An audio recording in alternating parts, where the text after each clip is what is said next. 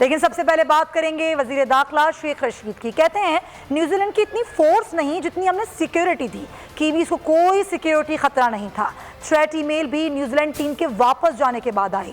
وزیر داخلہ شیخ رشید احمد نے نیوزی لینڈ ٹیم کو آڑے ہاتھوں لیا، کہا نیوزی لینڈ کرکٹ ٹیم کی واپسی کے پیچھے سیاسی عزائم ہیں، مایوسی کفر ہے، گھبرانے کی کوئی بات نہیں، جلد ٹیمیں کھیلنے آئیں گی، اپوزیشن شیشے کے گھر میں بیٹھ کر پتھر نہ مارے۔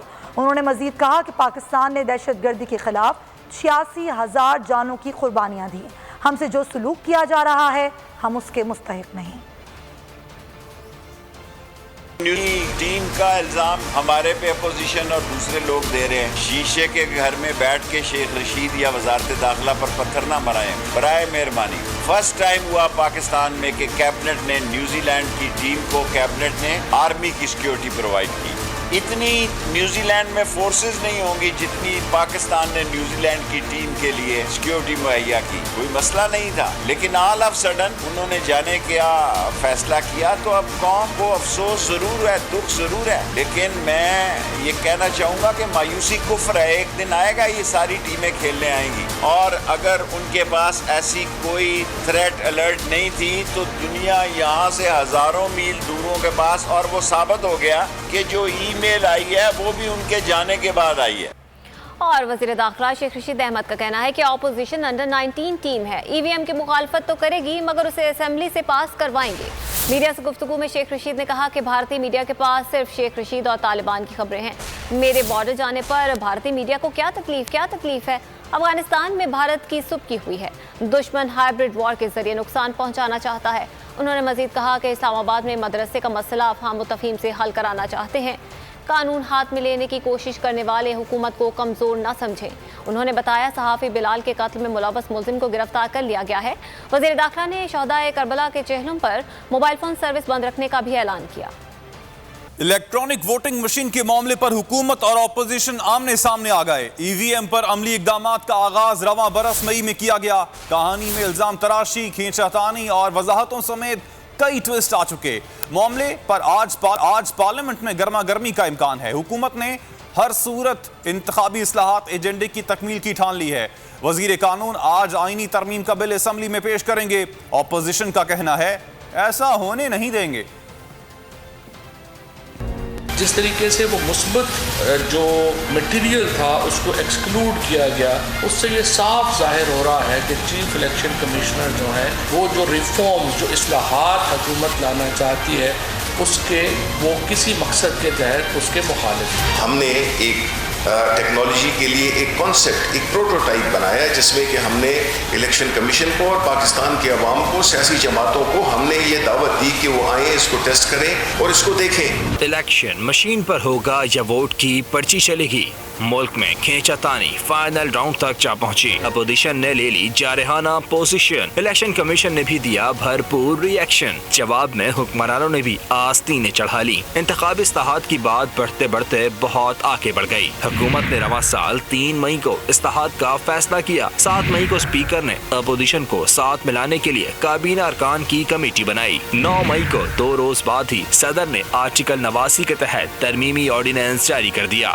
آرڈیننس میں الیکشن کمیشن کو ای وی ایم کی خریداری کا پابند بنایا گیا۔ سمندر پار پاکستانیوں کو بھی ووٹ کا اہل قرار دیا گیا۔ اگست کے آغاز میں الیکٹرانک مشین پر ڈیمو دیا گیا۔ وزیر اعظم نے خود ووٹ ڈال کر ای وی ایم کی کارکردگی چیک کی۔ حکومت کی پھرتیاں دیکھ کر اپوزیشن کو پھر دھاندلی کی بو آنے لگی۔ الیکشن کمیشن نے بھی خط لکھ کر 37 خدشات کا اظہار کر دیا۔ لکھا ووٹ خفیہ نہیں رہ سکے گا جو آرٹیکل 226 کی خلاف ورزی ہوگی۔ بینکوں کی اے ٹی ایم کی طرح رسید نکلے گی جسے فولڈ نہیں کیا جا سکتا۔ غلط بٹن دبنے سے ووٹ کاسٹ ہونے کے بعد ووٹر کے پاس آپشن نہیں رہے گا۔ حکومت معاملہ پارلیمنٹ کے کورٹ میں ڈالنے کو بے قرار ہے۔ اپوزیشن بھی بھرپور مزاحمت کے لیے تیار ہے۔ وزیر قانون آج آئینی ترمیم کا بل اسمبلی میں پیش کریں گے۔ الیکٹرانک ووٹنگ مشین کے معاملے پر حکومت اور اپوزیشن کے درمیان گرما گرم بحث کا امکان ہے۔ قومی اسمبلی کا ہنگامہ خیز اجلاس شام 5 بجے ہوگا۔ حالیہ دنوں میں حکومت اور اپوزیشن نے ای وی ایم کے معاملے پر ایک دوسرے کو کڑی تنقید کا نشانہ بنایا۔ ٹیکنالوجی کی طرف جائیں گے، الیکٹرانک ووٹنگ مشین کی طرف جائیں گے تو انتخابات میں وہ شفافیت آئے گی جو کہ فرسٹ ورڈ ہے۔ جب بھی الیکشن ریفارمز ہوئے ہیں وہ یونینیمسلی ہوئے ہیں. آرڈیننس کے زور پہ ایسے وہ قدم اٹھائے جو الیکشنز کے مفاد میں نہیں اور دھاندلی کو روکنے کے لیے نہیں، مطلب دھاندلی کے اضافہ کرنے کے قدم.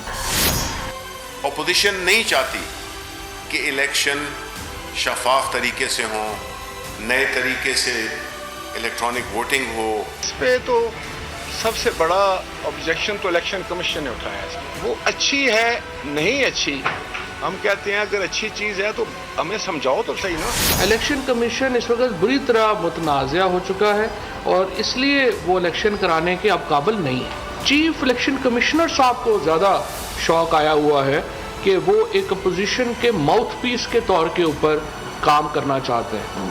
اگلا الیکشن چوری کرنے کے لیے الیکٹرانک ووٹنگ مشین سے وہی کام لیا جائے گا یا لیا جانا مقصود ہے جو RTS سسٹم بٹھا کر لیا گیا.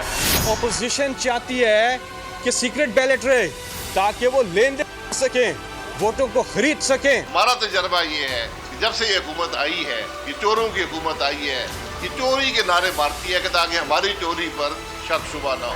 یہ الیکٹرانک مشین آپ کی سانس ہے جس سے اتنا ڈر لگتا ہے آپ کو. الیکشن تو انشاءاللہ EVM پہ ہی ہوں گے. وہ فارم 45 اس الیکشن مشین سے نہیں نکلے گا جو فواد چودھری اور شبلی فراز صاحب نے بنائی. ترجمان نون لیگ مریم اورنگزیب کا کہنا ہے کہ عمران خان تاریخی ناکامیوں، کرپشن اور عوامی مایوسی کو اداروں اور میڈیا پر حملوں سے چھپانا چاہتے ہیں. انہوں نے کہا کہ عمران صاحب معیشت کو لے ڈوبے، مہنگائی کی چھری سے عوام کو حلال کر دیا اور چاہتے ہیں کہ کوئی نہ بولے، عوام کے آٹے، چینی، بجلی، گیس، دوائی کی بات نہ ہو. اس لیے کرائے کے ترجمان روز پریس کانفرنس سے قوم کا پیسہ ضائع کرتے ہیں. جھوٹ بولنے پر تعینات کرائے کے ترجمانوں نے PID کو PIT کا دفتر PTI کا دفتر بنا لیا ہے. مہنگائی، بے روزگاری اور معاشی تباہی چھپانے کے لیے ہر روز نیا ڈرامہ کر رہے ہیں. انتخابی اصلاحات کے تماشوں کی آڑ میں الیکشن کمیشن کو نشانہ بنانے کی اصل وجہ غیر قانونی فورن فنڈنگ کیس کی تکلیف ہے. میڈیا کا گلا گھونٹا جا رہا ہے تاکہ عمران صاحب اینڈ کمپنی کی کرپشن، ناکامیوں اور چوریوں کو رپورٹ نہ کرے. اور پاکستان مسلم لیگ نون کے رہنما شاہد خاقان عباسی بھی حکومت پر جم کے برسے. کیا کہا انہوں نے، آپ کو دکھاتے ہیں. کل سب سے بڑا مسئلہ چیئرمین نیب کی ایکسٹینشن ہے اور لگتا یہ ہے کہ اس سے بڑا مسئلہ پاکستان میں کوئی نہیں ہے کہ جو موجودہ چیئرمین نیب ہیں ان کی مدت ملازمت میں توسیع کی جائے. حالانکہ قانون واضح ہے کہ توسیع نہیں ہو سکتی، لیکن حکومت چونکہ ان کی پوری کوشش ہے کہ اسی چیئرمین کو استعمال کر کے اپوزیشن ہے اس کو ڈرایا دھمکایا جائے. حکومت مکمل طور پر یہ سمجھتی ہے کہ اگر یہ چیئرمین نیب نہ ہوا تو ہماری کوئی سننے والا نہیں ہوگا. یہ جو نام نہاد نظام ہے جھوٹے مقدموں کا، اپوزیشن کو دبانے کا، یہ ختم ہو جائے گا. یہ ساری بات ہے. جو ملک کی مہنگائی ہے وہ کسی سے چھپی نہیں، آپ سب جانتے ہیں. جو بے روزگاری ہے، جو ملک میں غربت بڑھتی جا رہی ہے. بیرونی طاقتوں کے پاؤں پڑنے والے نااہل ملک کی بدنامی کا باعث بن رہے ہیں. پوری زندگی ملکی اداروں کو بدنام کرنے والے اداروں کو تحفظ کے نام پر سیاست کر رہے ہیں. معاون خصوصی شہباز گل کے شاہد خاقان عباسی پر تاک کے بعد کہا امریکی ایئرپورٹ پر عزت کرانے درباری پن سے وزیراعظم بننے والے اپنے حلقے سے ہارے ہیں. موصوف اپنے دور کی مہنگائی کو مارکیٹ کنڈیشن گردانتے ہیں. وزیراعظم کے معاون خصوصی شہباز گل نے شاہد خاقان کے بیان پر طنز و تنقید کے تیر برسا دیے. امریکی ایئرپورٹ پر عزت کرانے والے امریکی فون کے تانے دے رہے ہیں. پوری زندگی ملکی اداروں کو بدنام کرنے والے اداروں کے تحفظ کے نام پر سیاست کر رہے ہیں. مزید بولے بیرونی طاقتوں کے پاؤں پڑنے والے نااہل ملکی بدنامی کا باعث رہے. ایسا ممکن نہیں کہ کرپشن کا ذکر ہو اور وہاں شریف خاندان کا نام نہ آئے. براڈ شیٹ کے قاضی مساوی نواز شریف کو کرپٹ اور چور کا خطاب دے چکے ہیں. شہباز گل نے اپوزیشن کو باور کرایا. آج جی حضوری کرنے والا نہیں، ایبسولوٹلی ناٹ کہنے والا غیرت مند وزیر اعظم ہے. سبسکرائب کریں اور بیل دبائیں تاکہ کوئی خبر رہ نہ جائے.